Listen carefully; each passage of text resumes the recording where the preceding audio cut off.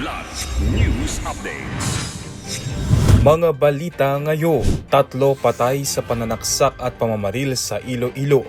Truck bumangga sa covered court sa Davao City, 4 nasawi. 20 piso kada litrong rollback sa diesel asahan sa April 14 ayon sa DOE. 329,000 na barrels ng diesel mula Malaysia dumating sa bansa.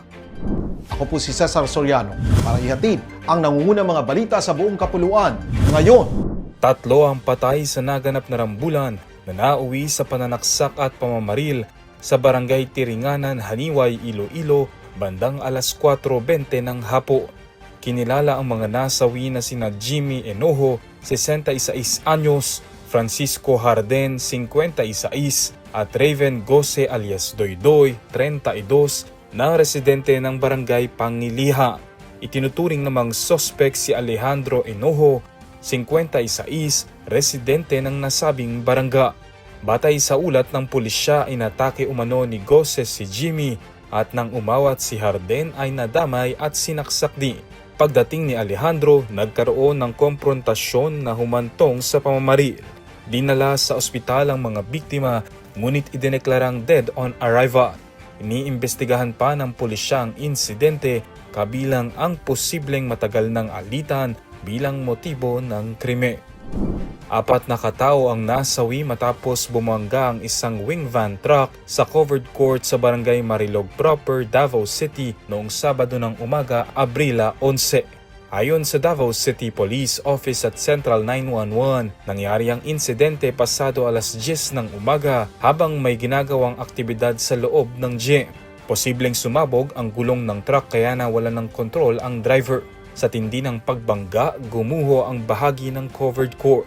Kinumpirma ng PNP Marilog Station na kabilang sa mga nasawi ang driver at isang pasahero kasama ang 2 bystander. Patuloy ang investigasyon ng mga otoridad para matukoy ang tunay na sanhi ng aksidente. Inanunsyo ng Department of Energy o DOE Secretary Sharon Garin ang inaasahang malaking tapyas sa presyo ng mga produktong petrolyo ngayong linggo na posibleng umabot sa 20 pesos kada litro.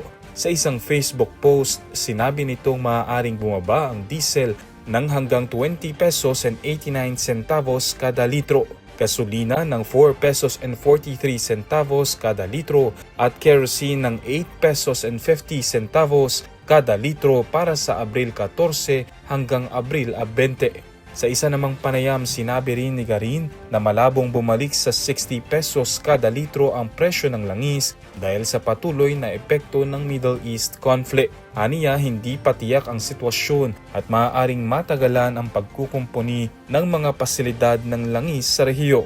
Samantala, dumating na sa bansa ang 329,000 na bariles o higit 52 milyong litro ng diesel mula Malaysia ayon sa DOE. Bahagi ito ng 1.5 million barrels na in-order ng Philippine National Oil Co. at inaasahang darating ang iba pa sa mga susunod na linggo. Para sa Kidlat News Channel, ako si Renza Lenon, nag-uula. Ako po si Cesar Soriano, kasama nyo sa bawat pagputo ng balita.